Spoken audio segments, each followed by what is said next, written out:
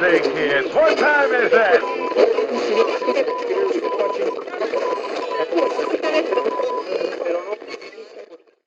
Kirk Allen was the first live-action Superman in the 1948 and 1950 Superman serials. He played him as a true blue Boy Scout right out of the comic book. George Reeves hit the small screen in 1952 with The Adventures of Superman, which ran until 1958, after which he was part of several stage adaptations of Superman before his untimely demise in 1959. Other actors that have worn the red and blue spandex to much acclaim include Dean Cain, who donned the cape in the popular ABC series Lois and Clark, The New Adventures of Superman, which ran 4 seasons from 1993 to 1997. Tom Welling, who played a young Clark Kent in the series Smallville, which ran 10 seasons on the WB and CW networks respectively. And in cinema, we've seen Brandon Routh wear his undies on the outside for 2006's Superman Returns, and most recently, Henry Cavill as the Man of Steel in the DC Extended Universe, which took Superman into new territory as an unsure, brooding type of character who grapples with a cynical society and choosing to be a hero. But for me, none have portrayed the last son of Krypton's Kal-El with so much charm, optimism, and enthusiasm like Christopher Reeve, who, with director Richard Donner, made us all believe that a man could fly in 1978's Superman the movie. Reeves' Superman leaped from the pages of the comics, and his clumsy, insecure alter ego Clark Kent was a portrayal for the ages.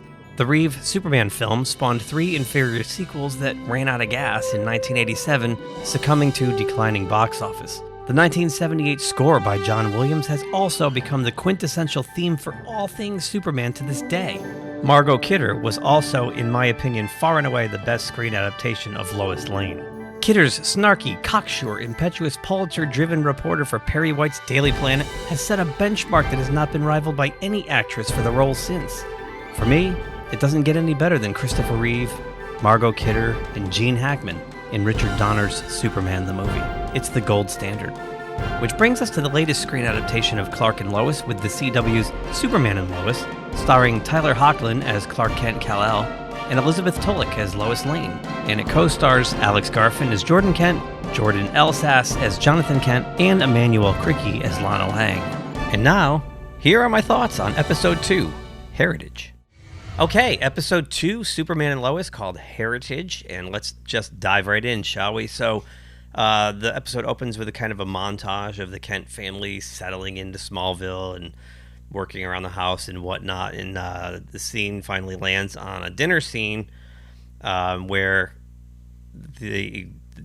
Jordan's told that he should probably be kept out of school because he's manifesting these abilities until they can figure out exactly how to control them or get him to try to learn how to use them.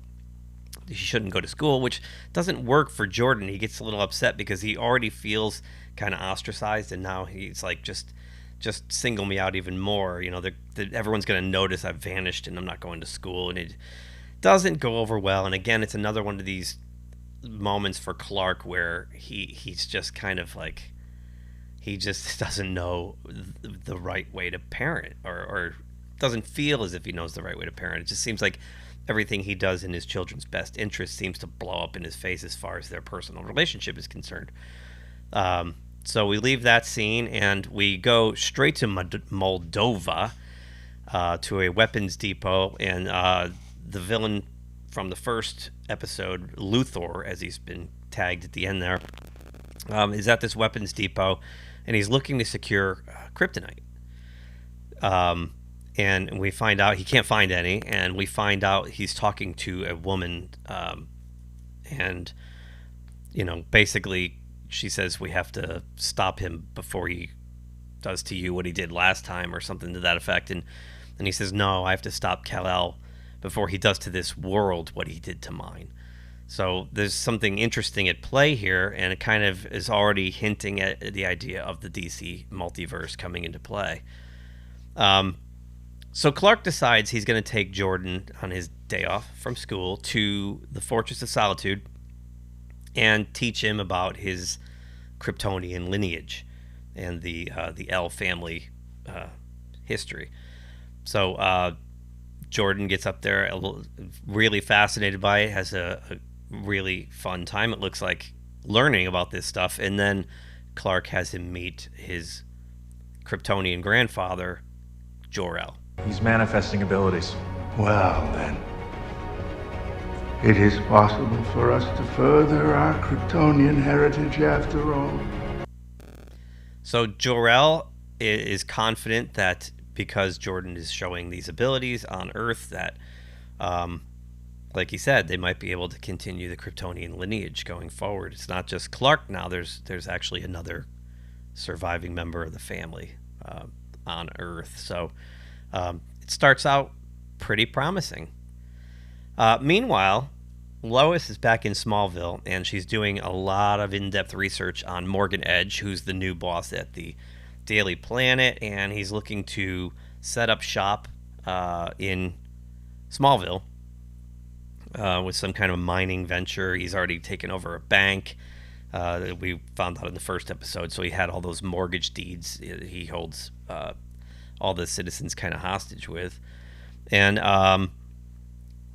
she finds out that the new Carthage Bank is a venture in the past that like bankrupt a small town with the same methods that he's going to try to employ here in Smallville. She also found out that he's got a history of being accused of harassment, intimidation, and extortion. So, I mean, Lois is no fool. We know we're dealing with a bad guy here. She's just crossing her T's, dotting her I's, and whatnot. So while she's doing this, Lana Lang comes in with her husband Kyle, and they invite her very last minute to a barbecue at their house. And Kyle sees that she's doing this report on Edge and immediately starts to defend the guy, very sycophantically, in fact. So it sets up a little tension with Lois and Kyle that we'll see continue throughout.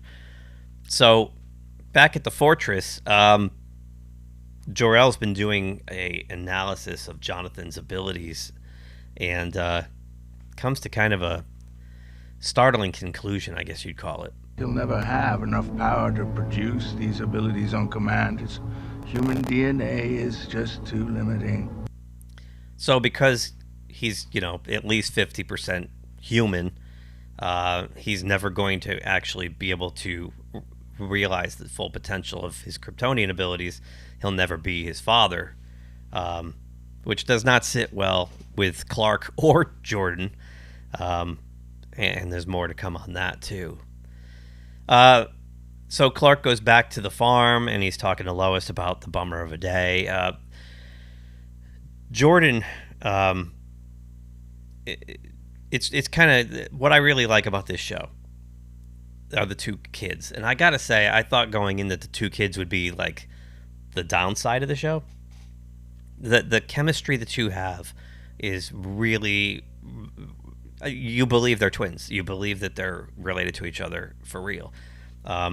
They both have these moments of I want to say selfish, we'll call them boo-boo kitty moments, but then they rally for each other. They're there for each other, because when it comes down to it, when the chips are all in play, that they are there for each other, no matter how contentious they can be with one another throughout. And it's just really right here in the second episode, it's already pretty evident that they cast like two guys who really understand the material, and they're well directed, and they really feel like brothers.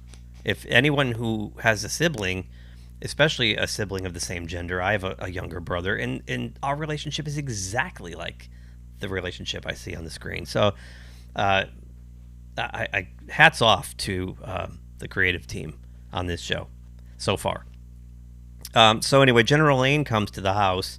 As Clark said, he has his game face on, and he has news that Luthor he's got a ship that is allowing him to get to all these places looking for kryptonite quickly, but they've tagged the ship, so now they'll be able to trace it. So the next time he mobilizes, he can use his little Superman beeper, and Clark can go try to cut the guy off and stop this madness.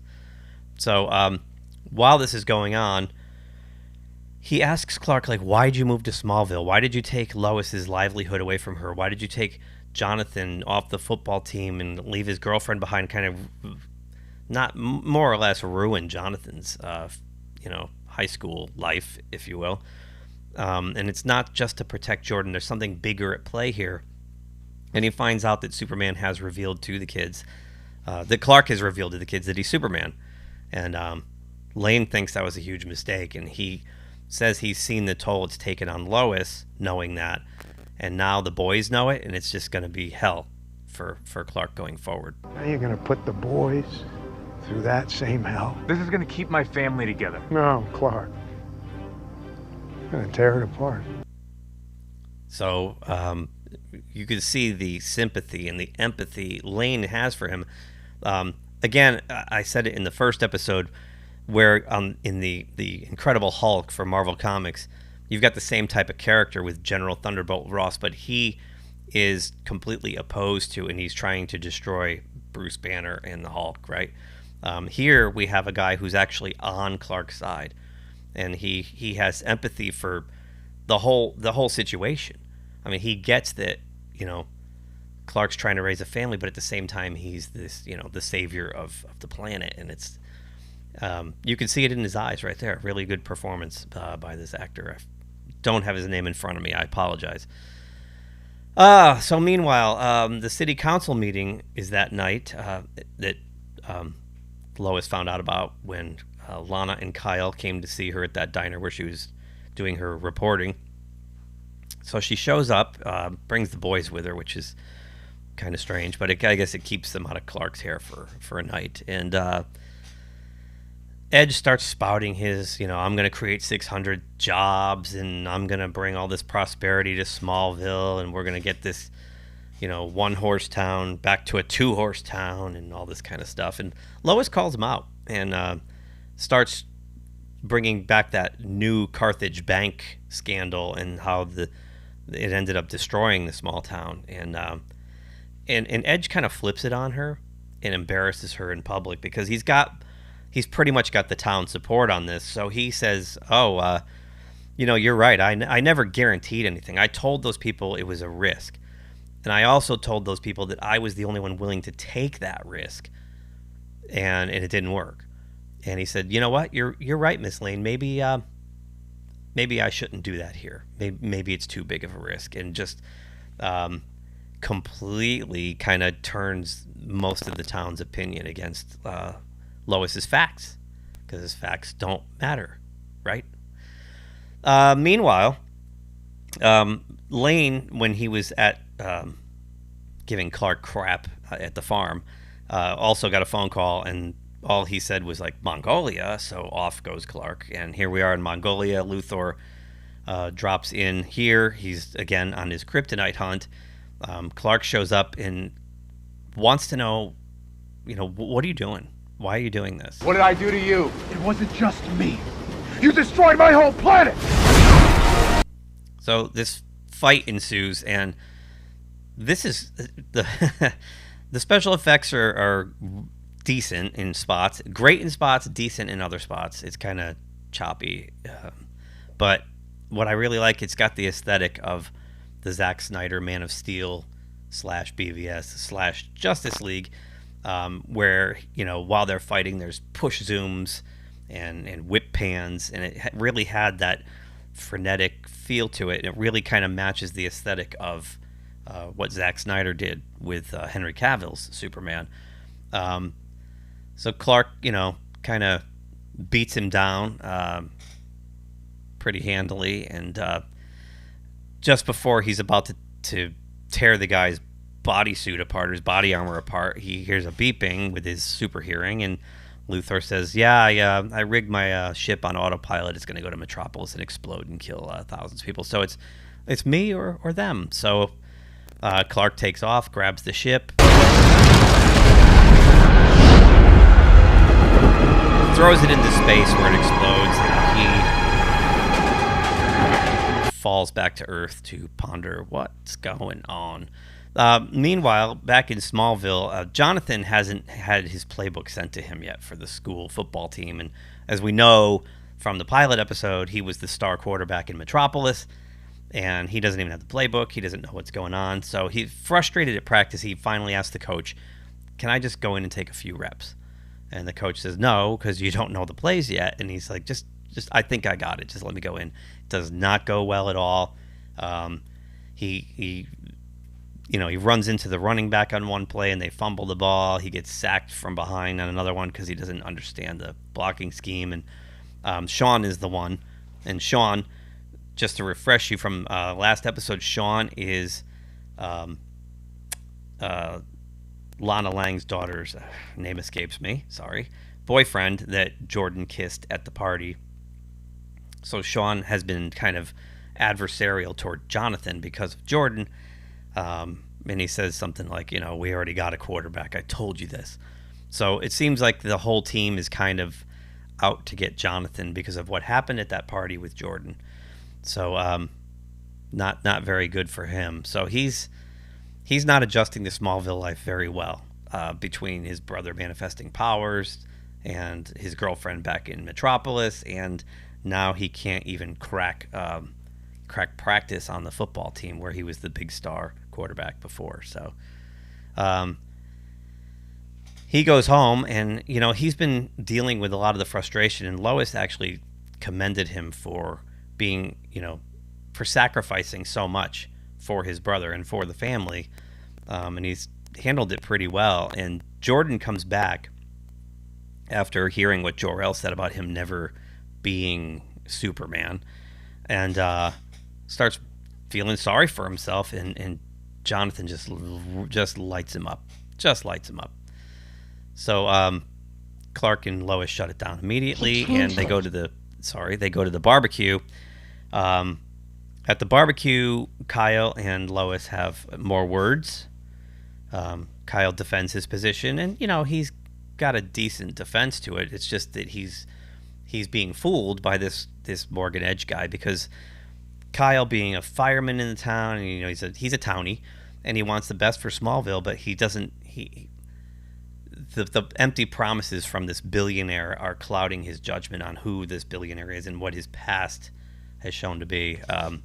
So it's really teeing it up for kind of a confrontation with the two of them at some point. While there, Lois's story that she wrote for the Daily Planet is released, and it's been completely altered. He changed it. He changed my story. It's like a pro-Edge fluff piece. Oswald did this? No, Edge. I can't let him do this. So, Lois, and she gets a bee in her bonnet. It's she can't be stopped. So off she goes to let Morgan Edge know exactly what she thinks of that. Meanwhile, Luthor shows up at the Department of Defense here in the U.S. and starts, rampaging through the place, and he gets to confront General Lane before Clark shows up, and stops him really easily. And in trying to remove his helmet, finds out he rips the whole head off, and it's a robot. It's a drone. And we find out Luthor's been sitting back, and he's looking, and he now knows, there's no kryptonite anywhere but there. And Lane admits to Clark that he's basically got the world supply of kryptonite to protect Clark from anyone taking him down. Clark sees that as completely dangerous and irresponsible, since Lane didn't even let him know that was happening. So Lois and Clark sit down and kind of discuss their setbacks to this point, and the setbacks for both of their children. And this is another one of those great scenes. And again, with the tone and the cinematography, you get the orangey warm glow because of the support, love, and understanding these two people have for each other. Clark says, "You go do what you got to do." She says, "You go do what you got to do." And we know the boys will pull through this because they're well parented. We'll put it that way. And directly following, and again, we have the same color palette here. The two boys, Jordan comes in and says, "Look, I've been a whiny brat. You've been there for me all the time." And they kind of tease each other, and just that, again, it's so real. These guys, these brothers, it just feels so real, and that they really do care about each other, despite being pretty much polar opposites in personality. So Lois goes to the planet to confront Edge about rewriting her piece. You rewrote my story. I merely corrected what was wrong. So just to confirm, we can't do any actual reporting here anymore, correct? So she says, she hands him an envelope and he says, "What's this?" She's like, "The best thing I've ever written. It's 2 words, I quit." And off she goes. She's done. And the gauntlet's been thrown. Morgan Edge and Lois Lane are now adversaries.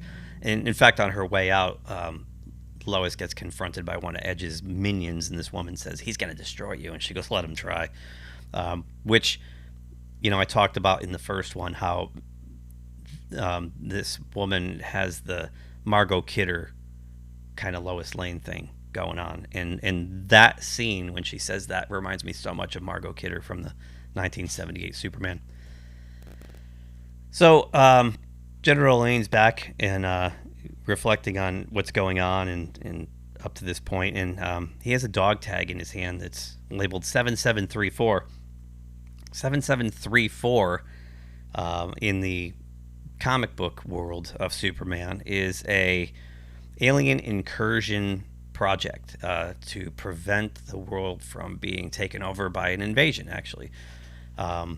So that dog tag, and when flipped, says hell, Hell. So, and that comes back into play like moments later, which we'll get to. But in the meantime, we have an interstitial where Lois goes to the Smallville Gazette and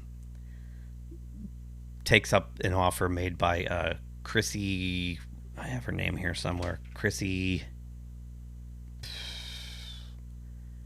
Beppo, who offered Lois a job at the city council meeting if she ever wanted one. And Lois goes in and takes her up on her offer. And we find out that Chrissy is actually the reporter, editor, publisher. She's the one. It's one person at this little small town newspaper. So now it's 2. And then we have a scene where Luthor is reflecting back on what had happened on his world. And we see a black-clad Kal-El, Superman, just committing genocide. We see that Luthor and General Lane are serving together. And General Lane, before he dies, hands his dog tag, the 7734, to Luthor, who, when he looks at it in his hand, it's upside down. It says, hell. So, again, we get a little multiverse tease. There's something strange going on. And we find out that Luthor, this might be one of those villains that has... it's an antagonist, not a villain, right? He actually has a reason for doing what he's doing because he saw Kal-El commit genocide firsthand. So, and he's trying to prevent it again. So, again, it's always interesting to me. I'm a big Star Trek fan, and it's a saying that Star Trek doesn't have villains, they only have antagonists, because they all have a reason for what they're doing. It's not just to be evil, to be bad. There's an actual reason behind their motivation, and we're getting that here with Luthor. So that's it for episode 2. The show is off to a great start. Really happy with it. I just want to point out that, and I'll bring the stats up next time because I didn't prepare it. That was stupid of me. But the first episode had a 1.7 million viewers for the pilot. And this episode brought in 1.2 million viewers. So big hit for the CW for sure. And we'll keep an eye on that as we go forward as well. But that's it for me. So if you like this video, please give us the thumbs up. That always helps. You're welcome to say you didn't like it either. I mean, that's, we're not going to force you into liking everything. Please comment, share, and most importantly, subscribe so we can continue to grow the channel. Until then, this is Keith, and we'll see you for episode 3 very, very soon. If you like this video, please subscribe to the channel. If you subscribe, make sure you click the little bell icon to be notified anytime someone from our show drops new content here. Thanks for watching, and we'll talk to you soon. Say, kids, what time is that?